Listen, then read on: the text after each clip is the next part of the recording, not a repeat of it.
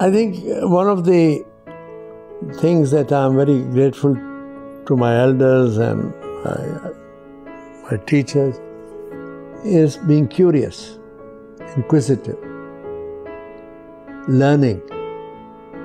And in that learning, if there's something that you see an opening, that here is something that one can work on. So that curiosity is there. If your intentions are good, God will keep on giving you new ideas and giving you new opportunities.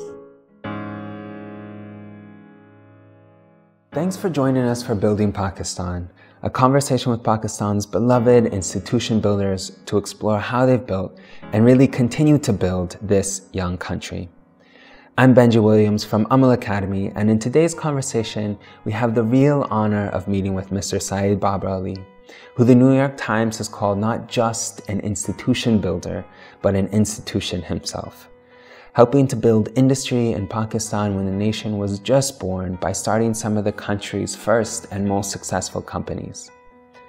Some of these institutions include the first and now largest packaging company, Packages Limited, one of the first milk processing companies, Milk Pack Limited, which later became Nestle Pakistan, which is the largest food processing company here.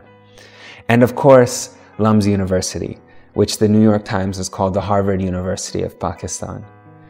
He's also profoundly matured Pakistan's business ecosystem by bringing in various multinationals through joint venture partnerships, including Tetra Pak Pakistan, Siemens Pakistan, Coca-Cola Pakistan, and Sanofi-Aventis Pakistan.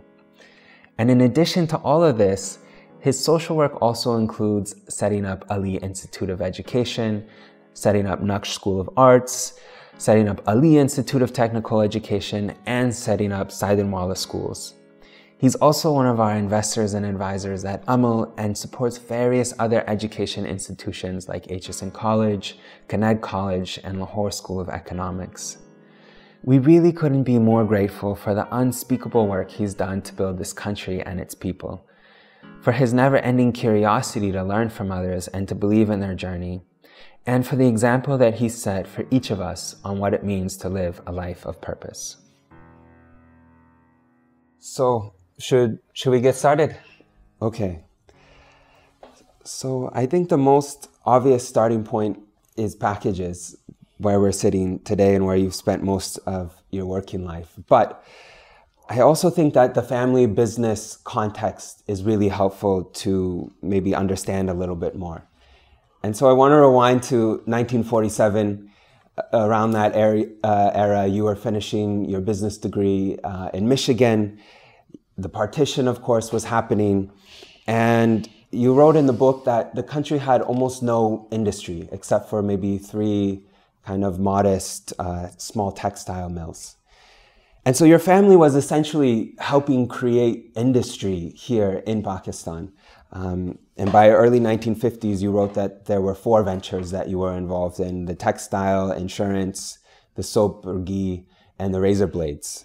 And then there was a bunch of other projects and ventures that we won't even get into, like the Ford dealership. You mentioned the textile mills that failed, the cotton industry, which you exited. And so I guess my question is there any memory that sticks out in your mind, what you were learning at this age, what you were observing, being a part of all that was happening at this time? You see, this was a time when Pakistan was struggling to keep itself alive by exporting whatever produce or whatever items were available for export, and to import things which we needed. As I said, there was hardly any industry at all. And this area of Pakistan, which was a part of India before 1947, August, relied on everything that we used coming from what is now India, what was then India in 1947. So, and all of a sudden, you see, with the creation of the 2 countries, the trade between the 2 countries got disrupted. And therefore, we had to find alternate markets for goods that were previously going to India, and also getting manufactured goods which were coming from India from other sources. So there was a kind of a sort of race to keep, people satisfied. But the population of Pakistan at that time was only, West Pakistan was hardly 40 million. So, and the quality, the standard of living was fairly low. So, and as I mentioned to you, or as you've seen it already in the book, that we had acquired a large cotton seed processing plant in Hyderabad, and we set up a new manufacturing razor blade plant with American participation called the American Safety Razor Company from Brooklyn, New York. That's called Treat Blade, and it's still alive. And so they were, and we were using packaging material for packing of soap coming from the oil mill, for the razor blade packaging. And of course, we had very good friends in the in Lever Brothers, because we were responsible for bringing Lever Brothers to Pakistan from India. And Pakistan Tobacco Company had been established. So they were using packaging material, and we were meeting their senior management, and they were all saying that packaging material was coming from abroad. So And when you say we, because you were a fresh grad at this point. Yeah, but we meant my family. My brothers were there. And what was your involvement at this? I was sort of the younger brother. Okay. Sort of the what in golf they call the agewala, the person who does all the running around. And we were a small organization at that time. Many of the people who worked for us in India had migrated with us, so that was the nucleus of our setup. And what were you learning at this time? I mean, it seems like so much was happening. Yeah, I was every learning. Day must have been. I mean, for instance, as I mentioned earlier, that there was hardly any textiles. So all the cloth that was being used in Pakistan was coming from India, and the government approached us, the family, because we had a certain presence. They knew that we had resources and that there was a certain reliability and there was certain confidence in our, the government had certain confidence. So they sent for us. They said, all right, will you help us import cloth from India? This was the government of Punjab and the government of the Northwest Frontier Province. So we set up an office in Bombay to buy textiles from India for Punjab and this thing. And the government had nominated a person sitting in our office in Bombay who were doing all the buying. And we were just facilitating. We were providing the cash, transporting the material to Karachi from Bombay, then shipping it from Bombay to Punjab and to the frontier. In Punjab, it was being distributed by the Department of Supply and also by the Cooperative Society in Punjab. We were not in the retailing part of it. We were just handling textiles. So this was one of the things that we were working on a very, very low margin, a commission of 1%. And eventually you exited the cotton industry because that was another thing. I think you said it was speculative and you hadn't developed... This was textiles, importing textiles on behalf of government. Okay. That was one business. Another was, you see, if you recall, partition took place in August. The cotton crop starts, you're harvesting the cotton in September onwards. And the ginning factories, which processed the seed cotton coming from the field and taking the seed away from the cotton and then putting it into the form of a bale. These ginning factories were owned by people who fled to India. So these ginning factories were lying dormant.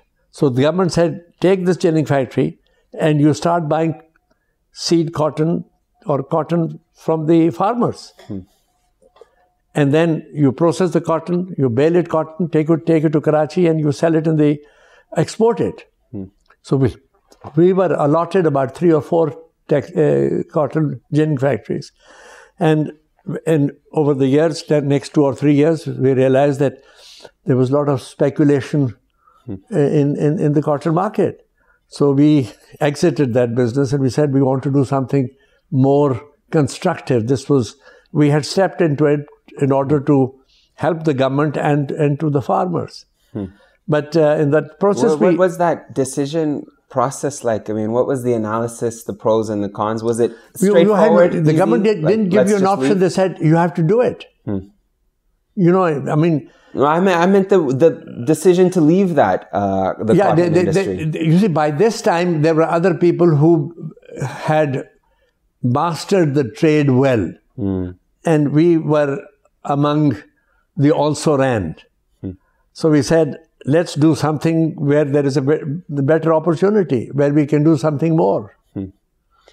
And so this story you were telling before about selling textiles imported from Bombay, there's also a story of you going to Russia and and you were selling cotton to Russia and then felt obligated because they wanted to sell their goods here. So you were bringing Russian textiles and I think like nails. Nails and matches and trying to sell these, and I guess learning a lot about sales, marketing, but it sounds like it was not profitable. No. What was that experience like, trying to sell these textiles from Russia in Karachi? There again, you know, this was, and because we were not good traders, you know, that was not a part of our learning. So we entered it because we were interested. We made money in selling cotton to Russia. And the Russians said, there has to be a quid pro quo. You have to buy from us. And if you see Eastern Europe, which was under Russia, so they then took the monopoly of anything that was produced in Eastern Europe. The Russians were exporting it and earning foreign exchange out of it. So, I mean, when the Russians were selling us matches, it wasn't from Russia itself. It was from somewhere in Eastern Europe. But it was quite an interesting thing because I was young and Russia was a very intriguing and interesting country. You know, it was taboo during the time of the British. And there was this Russian representative, Kanitsky. And I got to know him quite well. He was just one man was doing all the work for the Russians. He was selling cotton, he was buying cotton and selling all these Russian products. And I used to invite him to the house, and he was a bachelor, I mean, all by himself. And then in 1952, the Russians wanted to reach out to, you know, the countries that had been liberated, who were no longer under the colony. Independent. No. They had become independent. They invited people who were doing business with Russia to come to Russia. They had what they called an economic conference. And they invited about 1,000 people from all over the world. You went, and from Pakistan, I was among the 20 people who were invited from Pakistan. You must have been like 20. This was 1952, I was 26. At that time. Yeah, very interesting. And so you were This was Stalin's time. Oh, wow. That's fascinating. And so you were having fun, you were learning a lot, you were having these incredible experiences. And you had just built a house in Karachi. That was much later. I think you were like... 1950. 1950, right? 51. 51. Your engagement was there. You were meant to get married, I think, in a few years. you had some partying going on, which we won't get into. Sure. But I wanted to know, like, how did packages come about? Because all of these exciting things were happening, and you were planning this visit to Finland. You see, Europe. I used to go to Europe every summer to meet with the people who were buying cotton from us and also buying cotton oil cake that came from our oil mill in Hyderabad, to keep in contact with the people who were buying from us. And when I was going to Sweden, I asked our office, is there any contacts that we have in Sweden? Yeah, and why did you ask that, though? That's my question. Like, what was on your mind? Were you I said curious to expand? I'm going to Sweden. I must do have other things. Were you restless? Were you bored? Were you wanting to do more? No, I was always keen to learn and to do something out of the ordinary. And when I asked our people, I said, do we have any contacts in Sweden? And they said, yes, there is this company who has been writing to us to sell us packaging material for our razor blade plant and for the soap company. So you said, do we have any contacts in Sweden? You didn't care what industry or what business, you're just curious, any contacts? Because I was going to Sweden anyhow to meet our buyer of oil cake in Malmo. But the reason I was going to Sweden was because I was going to Finland to buy light fittings for my house in Karachi. And my architect said, you should go to Finland. It is a country which has very innovative designs. So to get to Finland, you had to go through Sweden. So you were restless. You wanted to do more. You wanted to do something out of the ordinary. So you just, literally, I've seen the letter, wrote a letter on this letterhead from, I think, the hotel. Yeah, Grand Hotel. Saying, I'll be there at 9 a.m. on August 23rd, 1954. Can we meet? Monday morning. Yeah. And you sent the letter on August 17th, and I guess they showed up for the meeting. They did. What was your plan for that meeting? I mean, what were you planning to convince them to come to Pakistan? I was going to tell him that, they had made I was telling them, you're too expensive. We are buying packaging material from Germany. Then I threw this question at him. Why don't you put up a plant in Pakistan?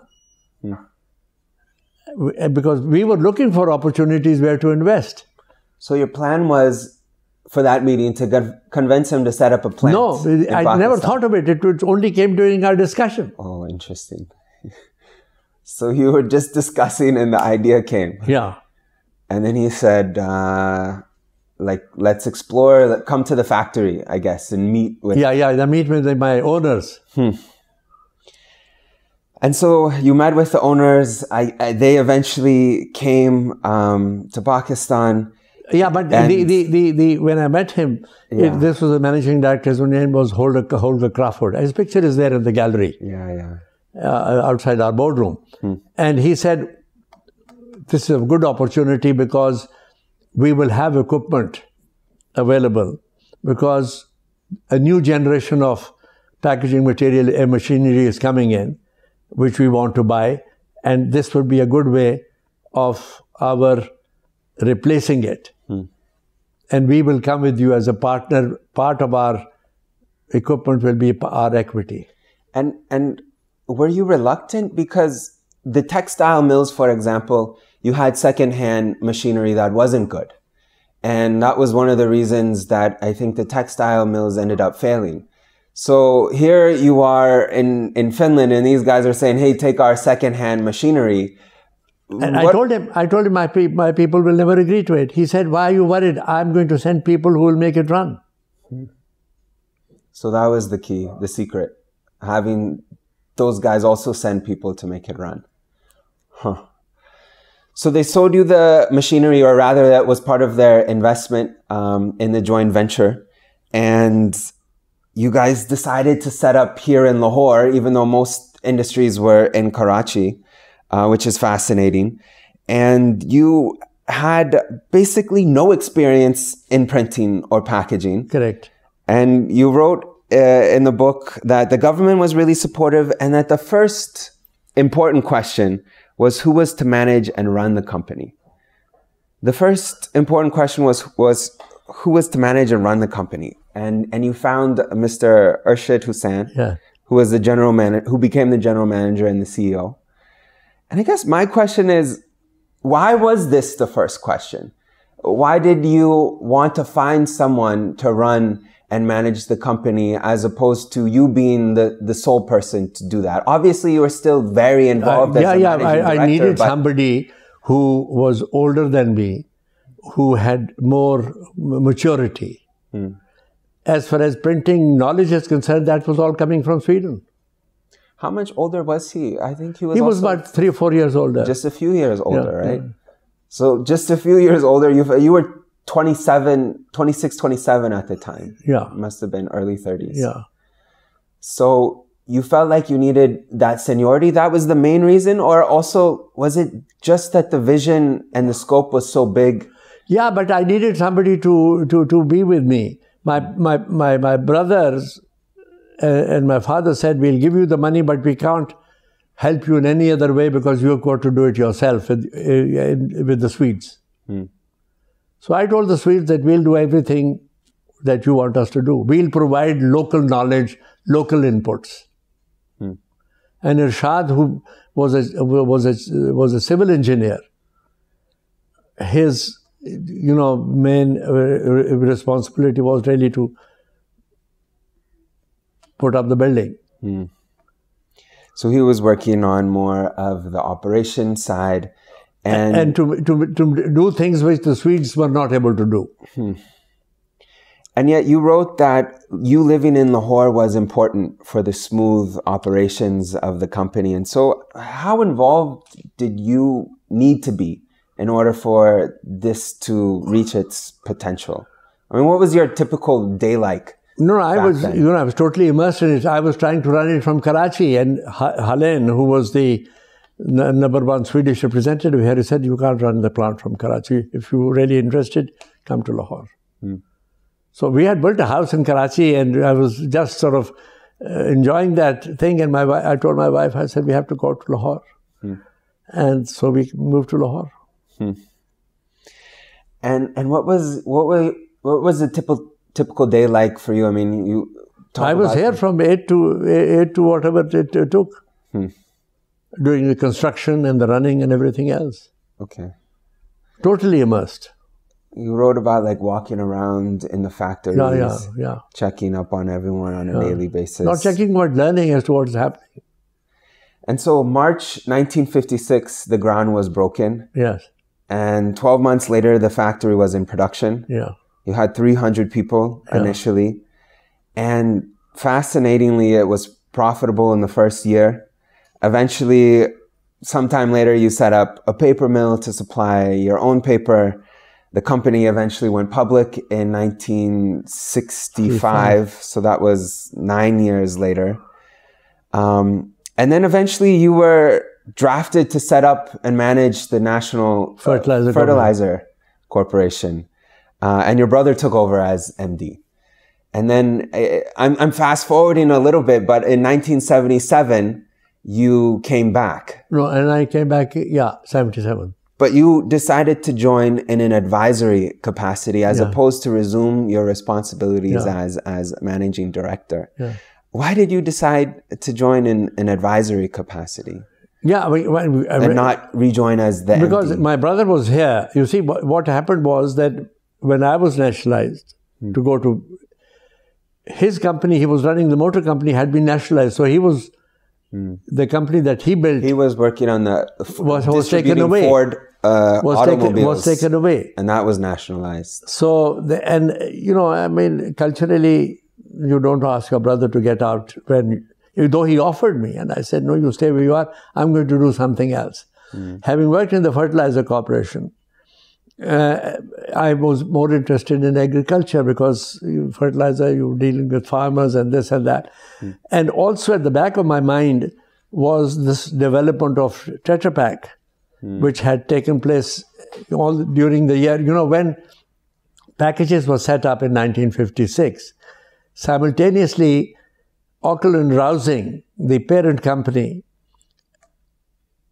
had developed Tetra Pak as a new venture. And they sent a man here for 2 years to try and promote Tetra Pak. This was before 1973. He spent 2 years here going from A to B to C, and nobody was interested in putting up a dairy plant. Basically, as you were saying, people were more interested in a cement factory, something more glamorous. Yeah, glamorous, and something which, textile mill, sugar mill, this and that. Milk, they thought, was a very, it's a job for the lower class. And so now you had some capacity to work on, I guess, Milk Pack Limited was the name that in the entity. And why, in fact, was it a separate entity from Packages? I mean, without getting into the legal kind of implications, but just simply, couldn't it have been a part of Packages? No, it couldn't be. Packages put some money into it, but it couldn't be a part of Packages because it was totally a new ball game altogether. And though some of the management came out of Packages. But it had to be a separate entity because we had to raise money separately. We got IFC, International Finance Corporation, from part of the World Bank to be a shareholder in that company.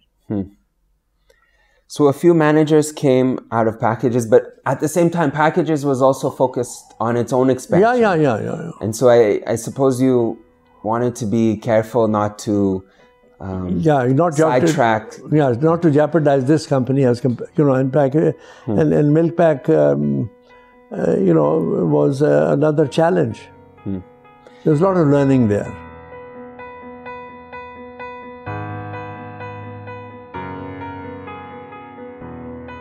I wanted to get into that because, again, when you set up Packages, you said the first question was who would run it, and who would manage it, and I imagine you asked the same question for Milk Pack, and I think this time around it didn't turn out quite as well initially. Yeah, I had two people who had worked with me in the fertilizer corporation, as a general manager, and then as a plant manager. Yeah. And they came out of the fertilizer corporation, and that didn't work out. How did you know that it wasn't working out? Because I had Tetra Pak as a partner, I had IFC as a partner, and I had also a Danish organization called IFU, which is equivalent of, it was for foreign aid. So they were partners, and they were sending their technical people, and they kept on telling me, they said, your management is not up to it. I feel this is a challenge a lot of entrepreneurs face. They don't know, is it going to eventually work out, or should I just, reset? How did you make that decision? Like, okay, this is not going to work out and I need to ask these guys Because I kept on pushing them and they were always coming up with excuses. And then one day I decided the top management will go and we'll replace with the youngsters. And at that point you stepped in as the managing director. As MD for, I think, 3 years. Yes.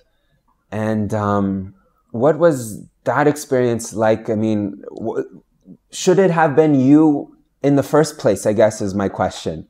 If you rewound... No, because you see, the whole idea was that I didn't want to be the driver's seat. I wanted to delegate, but not abdicate. Delegate, but not abdicate. And yet, the delegation didn't work out, at least this time. Yeah. But I guess we can't extrapolate and say... But if it doesn't work out, I mean, then you bring in new people to try that out. And so you were there for about 3 years as the MD, and eventually you handed it over to your nephew. Yeah. And I'm really curious about what that succession planning was like, because he was in senior management since the beginning of Milk Pack. And your mentor, Ruben Rousing, has said, you should spend 50% of your time with your number two. And so did you do that with your nephew? Yes. How much time did you have what was the duration? Was it like, okay, I want you to take over in 1 year, so I'll spend the next 1 year? No, but it was gradually done, and then because, you know, I had so many other irons in the fire. LUMS was in the in the works at that time. So this I had to early 80s, huh? Yeah. So you had in mind that he would be your successor. How did you prepare him, and how did you know he was ready? Well, I mean, because he was, you know, there was very little that, you know, decision making that I did. It was always by consensus. And he was in the team. There was the marketing manager, the finance manager, and the managing director. This was working as a troika. It was not a one-man decision. And so he was almost functioning as MD without the title, essentially. There was a troika, there was the marketing manager was there, the finance manager, and he, I don't know what title he had at that time. And so he became a member of the family, and so, and you know, had a good educational background. So we thought that, you know, he should be given that opportunity. And so a lot continued to happen. Nestle Pakistan eventually emerged from this. Packages expanded to parts of Africa, Sri Lanka, American Express, Hoist Pakistan, which became Sanofi-Aventis Pakistan, and Bayer, Crop Pakistan, Crop Science Pakistan. I mean, so many things, it's difficult to keep track. But LUMS was also there. And I wanted to spend a little bit of time talking about that because it's such a fascinating story and is such an inspiration to so many people. But even before LUMS, I guess, 1961, you talk about job seekers not being technically qualified and this Ali Technical Institute. And so this was, I guess, 25 years before LUMS. And you had the idea, or rather you recognized the problem. And by 1971, you had set up this Technical Institute. Can you tell us just a little bit about the Technical Institute in the sense of what did it teach you? Was it a foddering ground or a preparation for LUMS? Did it help prepare you to eventually come to the idea of LUMS? What was this like? Well, let me go back. Sure. When Packages was set up, this was among the very few industries in Lahore at that time. Yeah. So every morning when I would get up, there'd be a whole queue of people outside my house with their parents, boys, young men with their parents wanting to get a job. And one of the reasons you had chosen Lahore is because Punjab University and but there were two or three reasons. One was Punjab had a very large pool of young men and women coming out of colleges. It was a center of education. And this idea I got from Reuben Rousing. I said, why did you set up your factory in Lund? The original Ockerland Rousing factory was in Malmö. Malmö is the big town in south of Sweden. And Lund is a university town about 20 miles away. He said, because there was a lot of talent available. That was the knowledge pool. So you had these university grads. I'm assuming university grads lining up, queuing up. No. For job here, it was just a blue-collar worker. Okay, got it. So you're hiring university grads more for management positions, but you then had folks lining up, queuing up for... Yeah, then I told my father, I said, you know, we can't provide everybody a job who comes for a job. So why don't we set up a technical institute, give them a skill so that people they'll automatically get a job anywhere else. So he said, all right. I said, we have a lot of land around Walton Airport. The family had, you know, he was, from the 1920 onwards, he had put all his surplus money into property. He and his brother, here and in Firozpur. That was 50 miles down the road. So we had a lot of property around Walton Airport. I said, this property is being, you know, squatters will take it away. Why don't you go to the government and ask them to consolidate all this property and we will donate this to a foundation. And the foundation will set up a technical institute. So we went to the government, and the government was quite they were, they said, this is a wonderful idea. You see, normally when you ask government to consolidate, they take away 15% of land for development purposes. I said, you consolidate, but don't take any land away. Because we are going to give it for, put up a foundation, and foundation will put up a technical institute. And would you believe it that within 2 months, we got the whole section and everything was done? I don't believe it. Today it takes... It's amazing. It will never done today. Maybe not even in 2 years. No, not in 20 years. So this was 1971. Yeah. And we started this in 1960. My father was alive at that time. He died in 61. Okay. And every year you trained up around 100 people. People. So for 10 years we ran it, and the curriculum was so good that the government of Punjab adopted our curriculum and replicated this by setting up technical institutes in every district. This was around 1989. 88, 89. Okay, so basically the Technical Institute was there, and then you're saying the government started adopting the curriculum and replicating it. And so you decided we can close down this Technical Institute because it essentially had achieved the vision that you had initially set up to achieve. Because I wanted to use this area for setting up a teachers training institute. The other rationale was that a technical institute, in a year you produce 100 technicians, and they benefit 100 families. If you produce 100 trained teachers, in the lifetime of a teacher, how many thousands of kids would benefit from it? Interesting.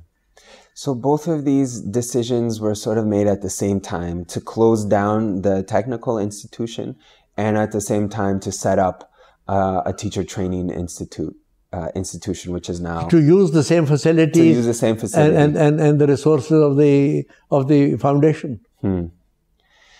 And a few years prior to that, you had also started on the ground working on LUMS. No, but LUMS was already there. Exactly. And so I wanted to ask, the vision of Ali Institute was to help improve the education system in Pakistan. But the vision of LUMS initially was to help improve the business sector and the management specifically in the country. And you had that experience in Harvard, I think, which informed a lot of what is possible. Could you share a little bit about what was the vision, or what were the early days, in the sense of, I know you were working with Mr. Javed Hamid, and you met with him and you shared with him about your experience at Harvard, and this is the vision, this is what could happen, or how we could improve the business sector. What were those conversations like? Because I think he was in Islamabad working full-time at IFC. No, he was working. I met Javed Hamid when I was in the Fertilizer Corporation. Okay. He was in the Planning Commission at that time. Okay. And meanwhile, he'd got a job at IFC in Washington. So I was toying with this idea of a business school to replicate Harvard. You were toying with it for some time, right? Yeah. When I was in the Fertilizer Corporation. Interesting. 74 to 77. Yeah, I realized that you should read that paper I wrote when I was there for the government. Okay. So I realized that the success of the public sector was could only be because of good managers. And when you were at NFC. And I told the government, I said, you set up an institute to train managers, because you see what the government had done when they had nationalized industry. They picked up people from Burma Shell, from ICI, picked me up from packages to run this industry. I said, what will happen now 10 years down the road when we are gone? So you must have people.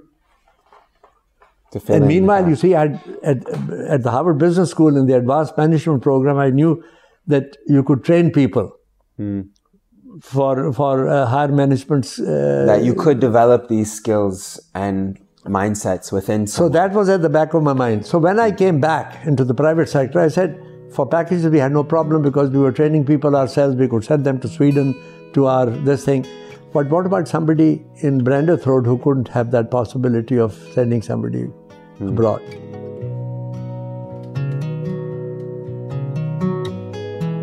So I called up Razak Dawood and I said, what do you think about it? He said, it's a very good idea.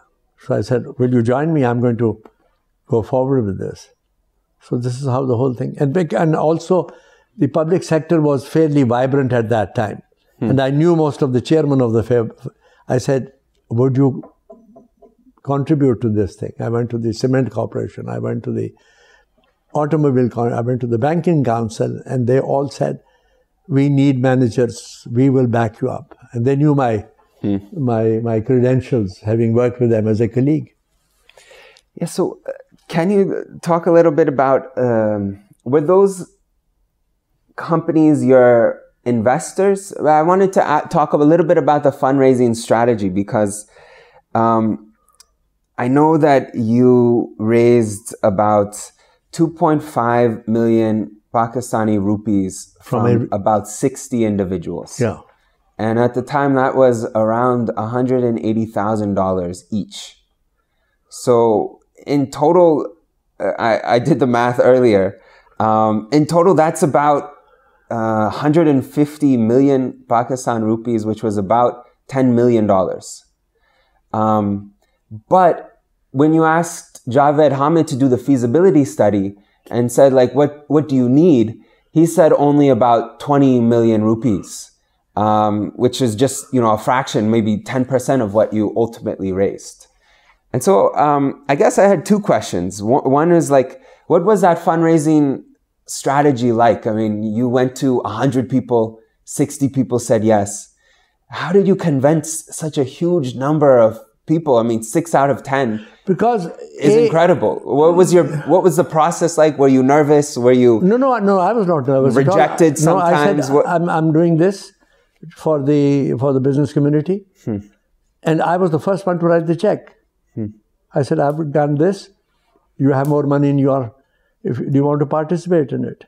I mean, $180,000 in 1980s was a lot of, it's still a lot of money for one individual to write a check. And because I knew, I only went to people who I knew had that kind of money to give. And I also had... we got government to give, status that anybody contributed to write it off as an expense. And so, I mean, how long did it take to raise that money from those 60 people? Couple of years. And so you raised the first amount and got to that 20 million rupees that Javed Hamid said you need. And you started, I guess, working on it before you had finished raising the fund. I find that incredible. I wish I could be in the room for some of those conversations because I read it didn't take too much because I had a certain amount of credibility. They knew that this money was going to go to where it was meant to go. Yeah. And you must have had a lot of convincing power. I mean, the New York Times has said that fundamentally you're an incredible salesman. And that was in 1977. So I'm sure that skill only developed with time. I think it... How important do you think sales essentially was to that process? I think the basic thing is people having faith in you. It was not me, it was people that trusted me. Trusted you first and foremost. And secondly, the idea.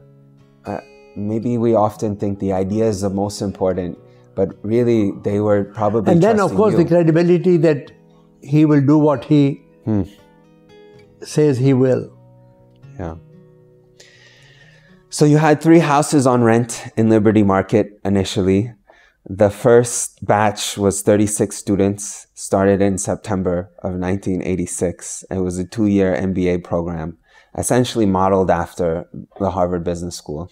And it sounds like Javed Hamid was kind of your guy, like... Yeah, he did it. He ran the whole place. Can you talk about what was his role in he was a manager, he was a dreamer, he was implementer, he had a full, total authority, and he did that job magnificently, though he was only an MBA. He didn't have the quote-unquote academic qualifications that you would think but I mean, necessary to start a university. That was no impediment. How is that no impediment? How is he able to achieve he much? He had total backing. He had all the resources that were necessary. And you trusted him. And he trusted him, and he delivered. He knew that. And he delivered. And how did you find the faculty? Because that is one of the most important parts of the institution. With the managing committee, Razak, myself, Mansoor al-Haq, and just 3 or 4 of us went on a tour of America. And we went to places where we had heard or knew of Pakistanis who were either they were teaching at a lower place or about to qualify. And so we said, here is an opportunity. Come and share this journey with us. And 4 of them volunteered to come. And I wanted to ask about this meeting that you had with General Zia al-Haq for the charter, essentially. I mean, you're setting up a business school. You have to be able to award degrees. And you met with him at the Governor House. What was that meeting like? I mean, what was your pitch to him? What was the feedback? You see, Zia al-Haq, soon after he took over, he heard about me. Because he had a coterie of advisors. And one of his advisors, whispered my name into him. There's a young man, perhaps you can use him. So he invited me to Islamabad. And the first job that he offered me, this was in the first 90 days of his taking over. They said that he'll be there only for 90 days. He called me and he said, why don't you become my Minister of Industries? And I said, you're only here for 90 days. What will a Minister for Industries do for 90 days? I said, this is a no-go. So I said, I can't see beyond 90 days. When you are gone, I don't know what will happen. I don't know. And so I took leave, I said. Then he sent for me again a few months later. He said, I know that your kids are in America. Heather and Hannah were at University of Michigan. He said, you travel to America quite regularly. Why don't you take over PIA? Because, you travel abroad and I said, no, I have no interest in an airline. I can't manage it. So he let me off. Then the 3rd time he sent for me and he said, I want you to go to America as the ambassador. And this was the time when I had just gone to Washington to get the milk pack project approved by the IFC. I told him, I said, I've just got this project approved. And this is late 70s, I guess. And I said, this is going to be a game changer in the milk industry of Pakistan. I said, you can find anybody to go as an ambassador. But if I give up this project, this whole development will fail. And I must say, he didn't hold it against me. So, I thanked him, apologized to him. And then I wrote to him that I want to set up a university. I want to come and see you. And he said... Did you say set up a university or set up a business school? Because Well, initially, a business school. I think it was just a business school, yeah. right? And he said, I'm coming to Lahore. Why don't you come to the government house and see me? So I went there. And Javed Hamid had drafted that letter that we want a charter so that we can award our own degree. We want this ability to anybody who donates tax concession, anybody who donates money to us can write it off as an expense, and that the President of Pakistan would be the Chancellor. He said, money? I said, no. Land? No. And he said, I'll do that. And he did it. Gave you the charter? Yeah, but I tell you, a very important role was played by the Minister of Education. He said, we've just given a charter to the Aga Khan University. I'll use that as a format, and you should set up a university beyond a business school. I must say it was his idea. And I can't thank him enough for that. So you guys had the idea of a business school, but he was encouraging you to go beyond that. Beyond that. To set up a university. And did you immediately adopt that idea? Yes, straight away. I was sitting across the table with him in Islamabad when he was going through the charter and, preparing the draft for our charter. And I guess the question, it sounds obvious in hindsight, but why hadn't you thought of a university in the first place? Why just a business school? Why didn't you want to do a university from the beginning? We didn't have that vision. It was start with this problem and figure out how to do more. And quickly the more came on your lap. So you set up the MBA program initially, and that's all. And that was it. And then around 1994, you decide, let's set up an undergrad program. And you know what happened was that, the surplus money that we had, we bought land where LUMS is today. And I've also, this time, the Russians invaded Afghanistan. The American government declared that they'll give 3.2 billion rupees to Pakistan. So I met the American ambassador and I said, is education a part of this program? And he said, why not? Then I went to our government. I said, will you back me up to get money from the Americans? They said, yes, only on one condition, that for every dollar that you want from the Americans, you will raise $1 yourself. So I went back to the Americans. I said, the government are willing to support this. And then he said, how much money do you want? And I'm just saying, verbatim, I asked the ambassador, I said, does a figure of $10 million frighten you? He said, not really. I said, that's what I want. Does $10 million frighten you? Not really. And with that money, we went to town to build up the campus, the main block. And when we built the block, it was much beyond what we needed. And then the idea came, let's start an undergraduate program, because meanwhile, the quality of our graduates was so good that this was a hum in town that why don't you start an undergraduate program, because we can't send our daughters abroad. And the quality of education at other universities is very poor. So this is how we introduced the undergraduate program. That's fascinating. And I'm a great believer that if your intentions are good,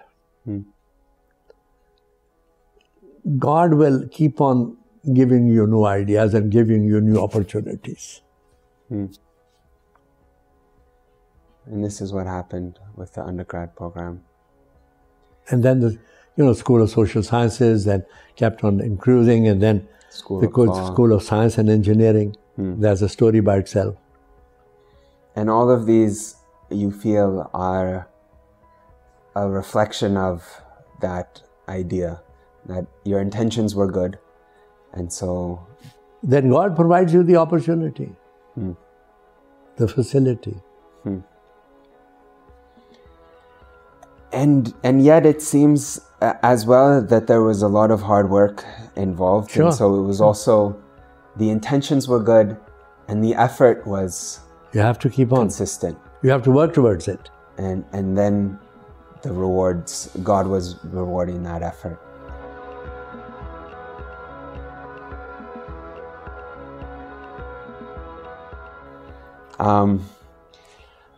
Finally, I wanted to ask about this idea of the scale of LUMS, the scale of packages, the scale of all the different ventures that you've been involved with, and also some of the more intimate ventures, like Ali Institute, for example, or the Naqsh School of Arts, or your work in the Syed Kasur district, the schools that you have there.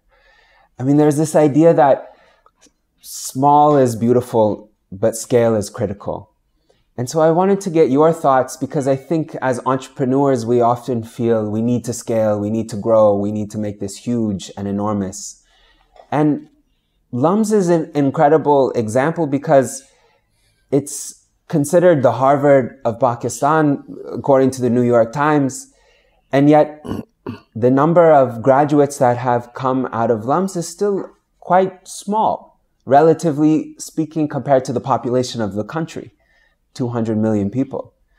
And so how do you think about scale versus building something that's beautiful, something that's really high quality, something but you like see Naqsh what has happened since LUMS was set up. You know, there are over 100 business schools in Lahore alone. Which is almost the same phenomenon you saw with the Technical Institute, right? Yeah, yeah. Replicators, yeah, trying to do the same thing. I mean... You saw that IBA in Karachi, in Sakkar. They probably replicated IBA in Karachi. Exactly. But, you know, LUMS has played a very important role in the development of IBA Sakkar. Sahur and others have been going there very regularly. And so it is part of the vision or the approach, the strategy? Is that, you know, whatever we do, people should be able to replicate it. I mean, when we started packages, 1956, we were the first packaging company in the country. Today, there are over 100 packaging companies in the country. And the first 20 were started by employees coming out of packages. And how do you feel about Naqsh School of Arts or... Well, again, that I think is serving a purpose, because my, you know, idea and my kind of fear was that calligraphy was disappearing, because, you know, the computer and the ballpoint pen were two big enemies of good handwriting. So we have been able to at least train a few hundred people who can write well. And similarly, miniature art had more or less disappeared. And today, there are at least 200 men and women who are earning their life by making miniature pictures. So the whole idea was to make sure that it doesn't disappear as a skill. Even if you're not reaching the hundreds of millions, even the hundreds matters for something. Yeah, very important, because it's an art which we've inherited, you know, from our ancestors. So we've kept it alive. And I wanted to ask about your passion, because, you know, you've been involved in so many things, and entrepreneurship is hard, and often entrepreneurs risk burning out. And there's some advice that people say, oh, you have to be passionate about something. You have to do things that you're passionate about. But what I've seen in your career is that you are involved in things that you have no passion or experience in. For example, packaging. You got involved in that, and that's been part of your life work. And so I'm curious, like, what do you feel the role passion has been in moving forward or continuing on in that journey? How have you continued to have that energy, even in something that you had perhaps no experience or previous passion in before you got into it? I think one of the things that I'm very grateful to my elders and my teachers is being curious, inquisitive, learning. And in that learning, if there's something that you see an opening, that here is something that one can work on. So that curiosity is there. So for you, it's almost the passion is for learning itself, a love of learning. Curiosity. And having experiences that feed that curiosity. Curious, can I build a packaging company? Curious, can I build a business school, a university? Just trying to explore that curiosity, I suppose, is what gets you up in the morning early and gives you the energy that you're sitting in these meetings. I mean, is that what you feel feeds you day in and day out? Yeah, and I find that it's very rewarding. So these were things that, so I asked this gentleman from Tanzania, I'm just telling you that we've always been thinking outside the box. Being in Lahore, at that time, we were the only industry. So any delegation that came to Lahore, our doors were open. You come over here, we'll show you how paper mill is run, how this industry is run. And we give them a lunch. And this practice is continuing till today for the last 50 years. The people from the Civil Services Academy, from the Army Corps of Engineers, from the Air Force, from this thing. So this has a long-term. So, I mean, if we go to any government office, invariably that fellow has been here as a trainee in the last 40 years. You don't have to introduce the company. Babar Sahab, it's incredible the curiosity you have. My mentor, Jacqueline, and your dear friend, always remarks about your childlike curiosity and the hunger for learning. And your book is, in fact, titled Learning from Others. And there's so much learning that I've gotten from you and that hundreds of thousands, if not millions of others have gotten. I guess one last question to ask is any specific learning that you want to make sure that the next generation of entrepreneurs sort of holds delicately as they move throughout their journey? I think the most important thing in entrepreneurship is that you got to think beyond yourself. How it will benefit others. If you're looking for a personal gain, you're not going to get any far. How it will benefit the community, the people, the user. Then it will automatically take off. And you'll be paid for, you'll be compensated, you'll be rewarded. But you don't go after the reward as the first objective. The reward is in the success of the idea.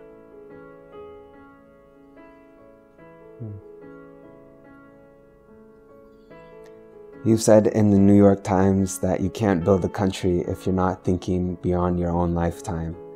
And Reuben Rousing, your mentor, said that it takes 70 years for oak trees to mature. And 70. 70. And that maybe one day that his grandchildren would thank him for that, but he would never get to experience that oak tree. And I wanted to just thank you on behalf of everyone for all the oak trees that you've planted. No, not enough, not enough. I have to do more.